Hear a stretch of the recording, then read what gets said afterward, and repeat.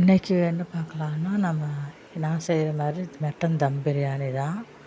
என்னோடய ஸ்டைலில் எப்படி செய்வேன்னு சொல்லி பார்க்கலாங்களா?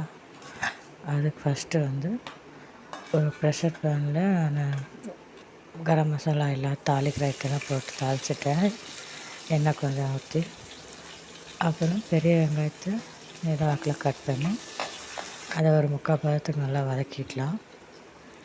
வெங்காயம் வதங்கினதுனால கொஞ்சமாக உப்பு போட்டுக்கலாம்.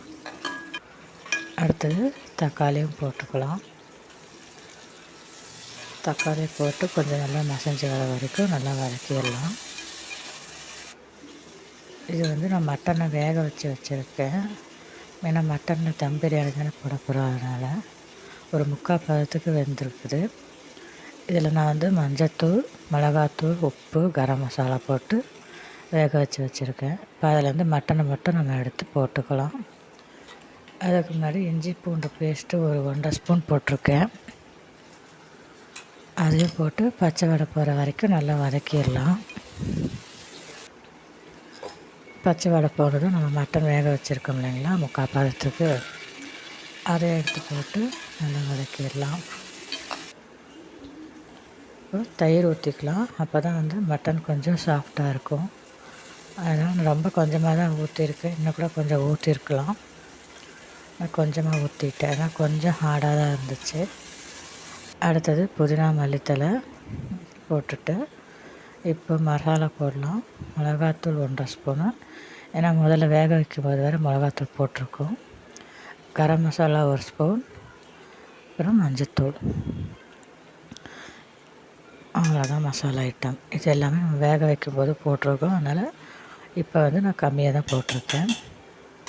இதை போட்டு நல்லா வதக்கிடலாம். அப்புறம் அரிசி நான் சீரக சம்பா குருணை தான் எடுத்திருக்கேன் இன்றைக்கி. அதுவும் நல்லா சூப்பராக இருந்துச்சு பிரியாணி.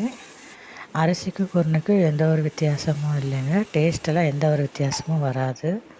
சாப்பாடு மட்டும்தான் கொஞ்சம் சின்ன சின்னதாக தெரியும், அவ்வளோதான். இப்போ நான் 1 டம்ளர் அரிசிக்கு அந்த வேக வச்ச தண்ணி இருக்கு இல்லைங்களா, அதுவும் அளந்துருக்கேன். அது 1 டம்ளர் வந்துச்சு. அது கூட 1 டம்ளர் தண்ணி ஊற்றி வேக வச்சிடலாம். இப்போ நம்ம உப்பு பத்தலைன்னு பார்த்து போட்டுக்க வேண்டியது தான். போட்டுட்டு, ஏன்னா நம்ம வேக வைக்கும்போது உப்பு போட்டிருக்கோம், அதனால் பார்த்து போட்டுக்கணும்.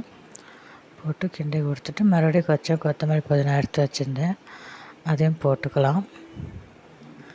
இப்போ விசில் போடாமல் ஒரு 4 நிமிஷம் அடுப்பில் வச்சிடணும். அடுத்து விசில் போட்டு ஒரு 3 நிமிஷம் வச்சு இறக்கினோம்னா தம் பிரியாணி இவ்வளோதாங்க. பெரிய கஷ்டம்லாம் இல்லைங்க, ஈஸியாக செஞ்சிடலாம். குக்கர்லேயே தம் பிரியாணி சூப்பராக இருக்கும். நல்லா உதிரி உதிரியாக சூப்பராக வந்திருக்குது. எப்படி இருக்குதுன்னு சொல்லி நீங்களும் ஒரு தடவை செஞ்சு பார்த்துட்டு சொல்லுங்கள். உண்மையிலே நல்லாயிருக்கும். ஈஸியாக நம்ம குக்கரில் தம் பிரியாணி, மட்டன் தம் பிரியாணி செஞ்சாச்சு. அவ்வளோதாங்க. எவ்வளோ சூப்பராக உதிரி உதிரியாக வந்திருக்கு பாருங்களேன். நல்லா இருந்துச்சு. டேஸ்ட்டுமே நல்லாயிருக்கும். நீங்களும் செஞ்சு பாருங்கள்.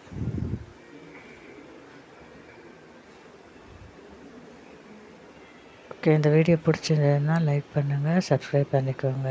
தேங்க்யூ.